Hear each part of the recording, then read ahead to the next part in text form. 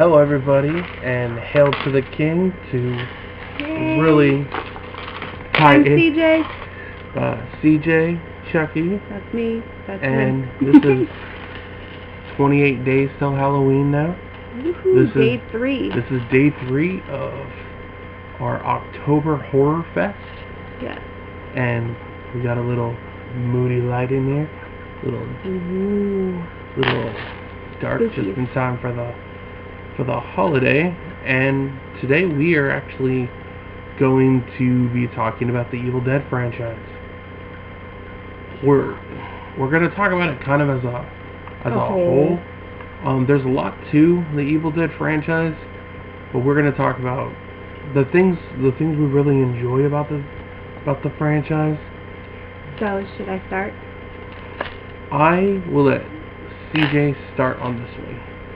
Ooh, I get no choice. Okay. Well, my favorite in total, I think my favorite one would be the second one. Dead by Dawn? Yes. The second one and the remake. Those are my favorites. The first one I like. The third one I hate. The third one I despise it. It's too funny for me for being a zombie-esque movie. I don't like it how funny it was. It is very comical. It wasn't serious at all. Like, the second one had comedy and horror. The third one had like just all comedy with a touch of horror here and there, and then it was just stupid horror. You know what I mean? Like, it wasn't a scary-esque vibe like the cabins were. And I also liked the TV show.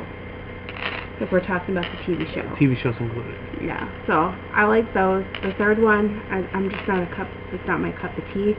The first one, I didn't quite like it as much because Ash was a pussy. I mean, most of the movie, he didn't do anything. He just kind of like stand by and let his friends die. And it was like towards the end when he started doing stuff, like very little. And then the very second one is when he becomes the Ash we know today. So that's my spiel. The remake, for me, scared me to death. Like, I was afraid. I think I watched it with you. We went to theaters and stuff. And I screamed. Like, if y'all listen to the podcast, Splattercast, right? Splattercast. We talked on about Podbeam or whatever. Bean. Yeah, me and bones crushing and like, the torture. It really gets to me. So I freak out, which causes a lot of other people to freak out, especially if we're in the movie theater. But like, there's no comedy in the remake, and it's just straight up horror. Like, it scared me to death. And those are the reasons why I like and dislike the ones that I like. Like, I like the horror aspect. You could have some comedy in it, because like the second one, my favorite one, Dead by Dawn, does have comedy in it. I mean, it is filled with comedy, but it has just the right amount of horror. It's not the funny horror. I think if I was to look at the series in a nutshell, each film seems to be a different genre of film. Yeah. So Army of Darkness is the third one. Yeah. And that's a comedy. The remake I would put almost in the Saw Hostel level, because it's almost like a torture. It is. Horror one. The original Evil Dead is very much a supernatural one, with a cult. So is the second one. So one of the weird things is, if you watch Evil Dead 1 and Evil Dead 2, so Evil Dead 1, after they filmed it, they lost the rights because of a bad production deal, so they couldn't use any footage when they did the second one. So they had to reshoot the first one. So what they did is they condensed the first film into 15 minutes. So the first 15 minutes is Evil Dead 1 redone, which for a lot of years killed the canon of Ashley's sister and Ashes. yeah, because his real name is Ashley Williams. So, but a lot of the canon from the first film, like the Kandarian dagger, is nowhere to be found for years. They never mention it again until the show. So my history with the franchise is, when I was a little kid, I watched Army of Darkness, because it's actually called Bruce Campbell versus the Army of Darkness. But I never knew it was a horror movie, because it wasn't in the horror section.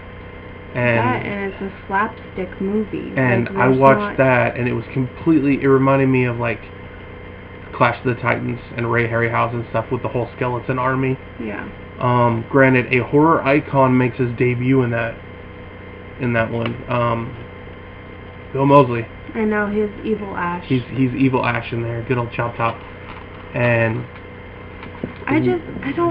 years later I saw them, and what happened is I went back and I saw Evil Dead 1, and I was trying to, when you watch Evil Dead 1 and you don't know about Dead by Dawn yet, you are wondering, well, how does he get a chainsaw in his hand? And a lot of this, the first one just seems kind of jumbled and everything, and it doesn't have a good, and it just ends in a weird spot. And then I found the script for Evil Dead 2 Dead by Dawn. So before I ever saw the movie, because back then there was no streaming services, so I read the script. I'm like, oh, this is amazing, this sounds great. It has comedy, it has horror, it has these weird tree stuff. And then I bought the VHS tape, and I watched it, and I'm like, this is one of my favorite horror films. This movie is amazing. I loved it because it had the Necronomicon. They went more into detail. The really cool scene, the woods seemed more intricate and seemed a lot better the way they did it. The cabin seemed more expansive, and they actually went into what the script actually means, and they went to like where the papers actually come from. And that it's almost in like the Norway area where everything comes from, and in these ruins. So it's an ancient civilization. It's their ruins, and then they wrote that to keep the Deadites at bay, and AKA zombies.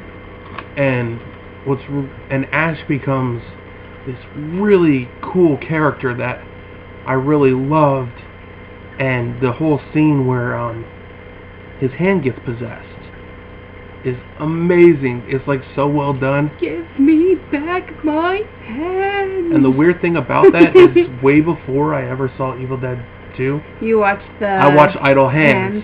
Yeah. And I'm like, oh, so that's where Idle Hands got their whole story from. And I also love the big, giant, weird-looking fucking tree that pops in. I like that when all the taxidermy heads of the animals are laughing at him, because you're slowly seeing him dip into madness. Yes. Because, all his friends are dead. Like, everybody's dead. And he just had, I don't know if it was before his hand got possessed. It's his hand's possessed. Okay, so then his hand's possessed, and he's just chopped it off, and he's like going into like this madness of insanity. And, like, now all the stuff on the wall is taunting him about his hand and not being good enough and blah, blah, blah. And the hand sequence is done really well, because after he cuts it off, it, like, taunts him the whole time. It even gives him the middle finger. Yeah. And the sequence is so good, and because of Evil Dead 2 Dead by Dawn, it flipped this switch, and I still am hardcore about Evil Dead. Because right after that, I found out there was a PlayStation 1 video game. Yeah, we got it. I don't have that one.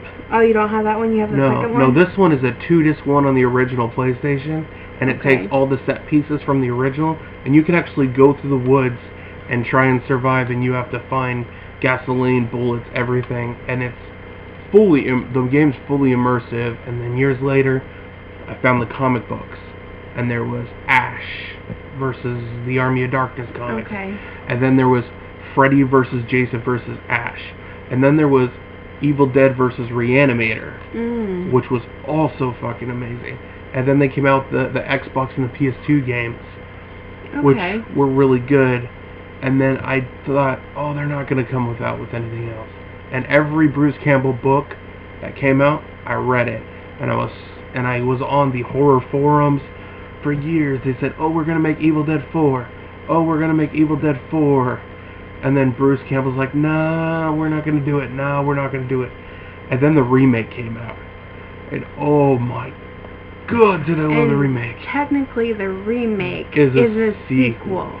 And it's only a sequel if you have seen the movies thousands of times and you remember where everything... Ash's car is in the movie, Ash's right? car is in the movie, yeah, and if you look at the walls in certain spots, the shotgun shots from when Ash shot the wall are still there, and the way that the cabinets broke off are still there, and the necklace is on the floor.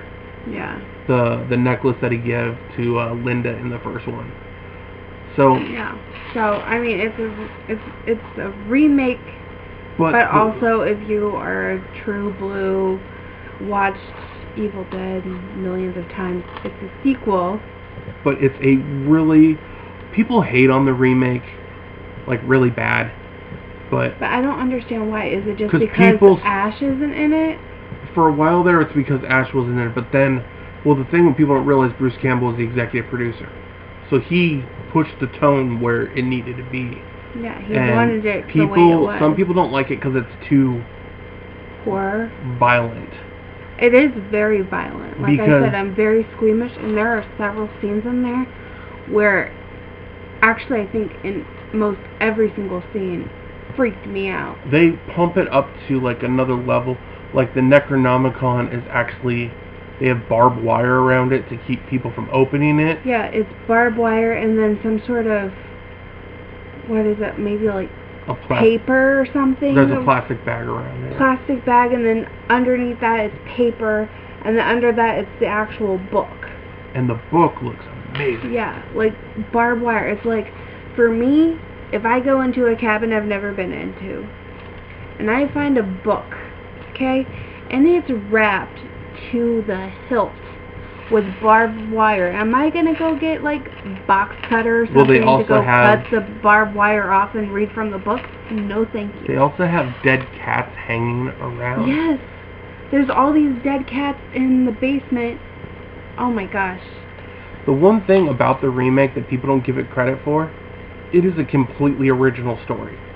Yeah. Like it is not rinse and repeat of the other ones about the evil entity from the woods. It's more about like the second coming of the ultimate demon. And I mean, it has the demons from the woods and stuff like that, but it's that's not after like, they read from it.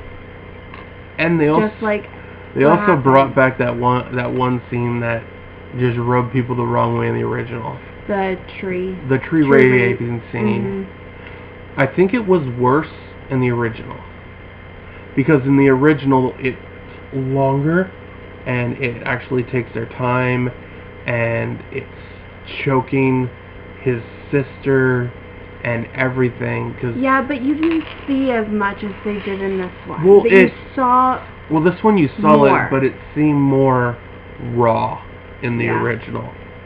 Yeah, but this one, it showed a lot more. I mean, it didn't show everything, but I mean, it showed you can't mistake what was going on. No, and I always state, I even said this on the podcast, if I was making the movie, I would not have made Mia be the survivor chick. Because, yes, I know she's trying to deal with her drug problems and everything, but her brother was such a strong character, and everybody watching it thought, you know what, they're going to secretly say his name is Ash in some way. Because people just thought, it's a reboot, that's going to be Ash. And he wasn't. It wasn't. No, he has a very unimpactful death. I don't like the way he dies in the movie. he just burns a house to the ground. And he dies inside. The problem is the story really reminds me of Cabin in the Woods. Yeah. Because it's like the 7 people have to die in order to unleash an evil. Or to not unleash the evil. Yeah, so without going into a lot of the super over-the-top violent stuff that's in that, if you would like to hear some of that, we do talk in depth about that reboot on the podcast. Laddercast. Because I want to talk about the thing that nobody saw coming, and it came out of nowhere. Oh, the series? Yeah, Ash. Oh my gosh, I love Ash that versus series. Evil. Nobody saw this Evil come. Dead. It was yeah. Evil Dead, but yeah. Yeah. Well, originally they just wanted to call Ash versus Evil, but then it's... Yeah, and like that has the perfect amount of comedy and the perfect amount of the horror, scary stuff. I think the best thing they did is they took everything that people loved about Evil Dead and everything people loved about Army of Darkness, and they truly took their time and made a really good show with Ash, but also introduced all these characters that were really unique and interesting. Yeah. Like his little Mexican buddy. Pablo. Pablo is awesome. It just sucks when he gets turned into a demon. The skin face that gets attached to him, and then he doesn't turn into the demon. He turns into the book. Yeah, but then in the second one, in the second season, like there's a demon entity stuck in him. The book. Yeah. The book itself. Yeah, it's just... It needs a new face, and so it wants to take Pablo's face. So to put on the front of the book. So the series goes... It's creepy. It's funny because in true Evil Dead fashion, Ash had saved the world, and he moved away from where he was from, but he's still working for S-Mart. S-Mart. It must be a franchise in several of them, kind of like Walmart. It's making fun of Walmart. But he kept the book. So he lives in a trailer, and in the trailer he has, in one trunk, the boomstick, the shotgun, the metal gauntlet that he got in Army of Darkness that he made, and he has the Necronomicon.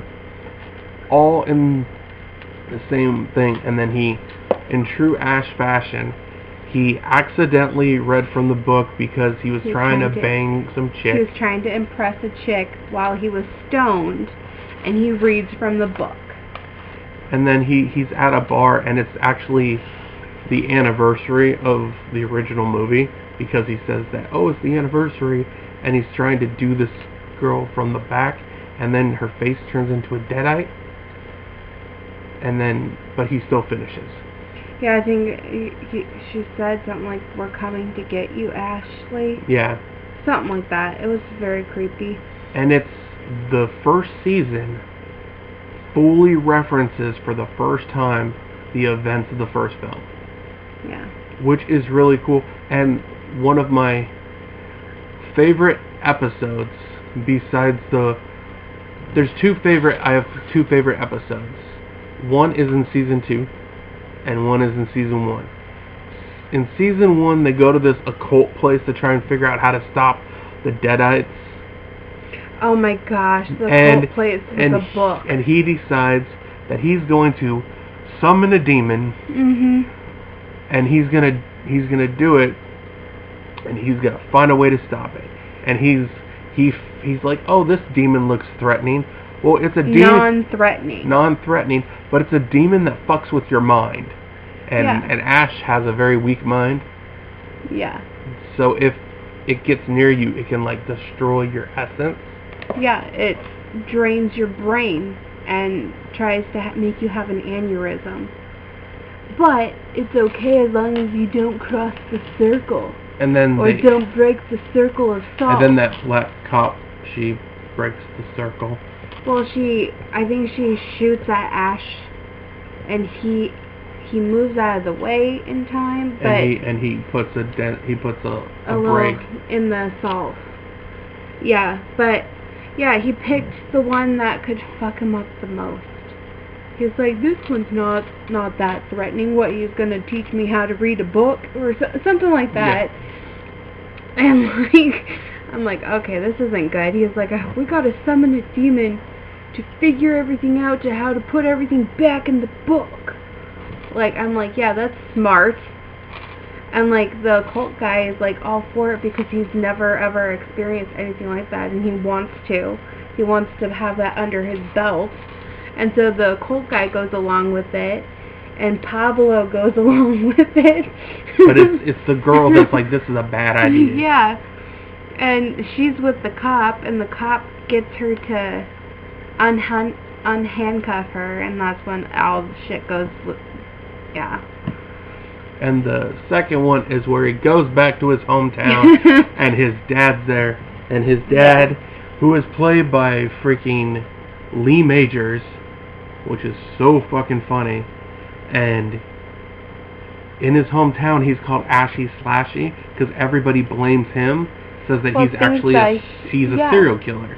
They think that he murdered all his friends up at the cabin so long ago. And, like, I'm guessing he had to be institutionalized. Like, I'm guessing Ashley had to be. If, you know what I mean? Like, there had to have been some sort of repercussion. In the episode, they say that there was no evidence, so that's why he just left. Okay. Well, either way, like, everybody calls him Ashley Slashy, or whatever. Yeah. Slashy Ashley, or something like that. And his dad even brings up his sister, which had never been mentioned for a long time. Yeah. And then they kill the Deadites, and everybody gets to see that Ash is a grade A fucking badass with his awesome moves, even though he wears a girdle because he's kind of fat.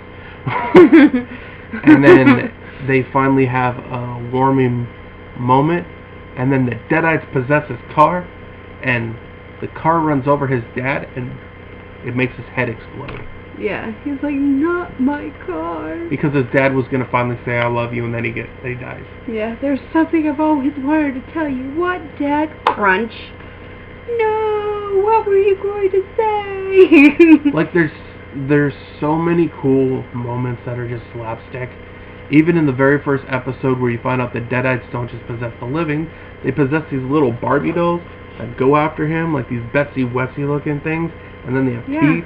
They attack him in the warehouse, and that's when, well, he's in the warehouse in the back of it because he's supposed to inventory the light bulbs, and he picks it up from the wrong end, and he butts all the light bulbs. So you can tell he's still a fucking screw up. Yeah, he's just funny. And like when he's at the bar, and this lady, he's trying to pick up this lady, you know, and she looks at him like he's an old geezer type guy that's all disabled because he doesn't have a hand. He was like, yeah, I shouldn't have saved that kid from the train. And like, that's how I lost my hand. Like, that's how he got her to go to the bathroom. and the really sad thing about Ash vs. Evil Dead, it was in its third season. It ended on a cliffhanger, and even though lots of people, it was number one. More people watched it than watched Walking Dead, and Starz decided they didn't want the show to continue because it wasn't a part of the vision that they wanted for the station. And the problem with that is Bruce Campbell has officially retired the character of Ash. He will no longer ever play Ash again, and it's sad because he is a horror icon, but a lot of people still don't look at him as a horror icon. But this is a series that has endured since 1980. Yeah, I'm very sad about it because it did. I wanted more. Especially in the third season, they introduced that he has a daughter who also kills Deadites with a shotgun, just like Daddy. We'll never know what happened. He said he'll still do voiceovers in video games because there is a brand new Evil Dead video game coming on the way. So, as a whole, I think the Evil Dead franchise was very revolutionary because before Evil Dead came out, you never had... If people were going into the woods in a cabin, it was normally a slasher film. But this changed the mold where you could make a supernatural occult movie that's truly interesting, and it was very innovative for its film style, for the content that it made, and it inspired a whole generation of filmmakers, including Peter Jackson, who went to do Lord of the Rings, was influenced by Evil Dead, and so was the people that did Cabin in the Woods. They've said Cabin in the Woods is a love letter to Evil Dead. And you could tell by the fucking cabin that they're in that movie, and the fact that there is a Necronomicon in the basement. But also, if you watch Evil Dead, you could tell he's a Wes Craven fan, because there is a Hills Have Eyes poster, and if you watch Nightmare on Elm Street, they are when Glenn's in the bed, he's watching Evil Dead. Yep. So Evil Dead is, to me, one of the best horror indie franchises, because none of them ever went to theaters except the remake. They were all straight to DVD. Well, VHS. Yeah, they're all straight to VHS, and each one's different, and I think each one's unique, and it ended up creating the most badass, smart mouth idiot the world has ever seen. Yep. Especially El Jefe. I know she doesn't like it, but if you watch Army of Darkness, his opening monologue that he says, there's 2 monologues he says like in the first 15 minutes, and one of them is he asks this guy who he is. He says he's the king of whatever, and all Bruce Campbell says is, "You ain't leading but 2 things, Jack," and shit, and Jack just left town. Yeah. And then the one thing that he has to say towards the end, and he fucks it up. Oh, I don't yeah, even know what he says. He's like, supposed to say the 3 words that they say in all the other movies to unleash the Deadites. That's what you're supposed to say to make it where you can grab the right book. Even though in Army of Darkness there's a really funny Stallone joke, because when he gets sucked into one of the books and he comes out, he has a long chin and it makes him look like Stallone. The Sylvester Stallone joke. Yeah, it's just weird. He's really good. Bruce Campbell has always been good in whatever he does about his smart-ass, like, comments that he'll make. And that's why I love it. We just wanted to come in here, talk about the Evil Dead franchise. And a little thing that I just found out, because you just told me recently, is that all the stuff he does in the first movie, Yep. and the second, both of them, the first and second movie, right? He actually destroyed their family cabin. Yeah, it was like his grandparents' all the cabin. stuff that you see in there, like he actually did that to their cabin. So it is the true form of guerrilla filmmaking. The first one took them 2.5 years to make. And it's like, here, yeah, Bruce, you could use my cabin. A couple years later, what the fuck happened to our cabin, Bruce? Because it's all destroyed to pieces. Blood everywhere. Honey, I think it's time to go up to the cabin for a getaway weekend. Who was murdered in our cabin? God, I love the franchise. So I could just see that whole thing playing out, because you could borrow the cabin to video. Because back record. then people really didn't know how far horror movies can go. Yeah.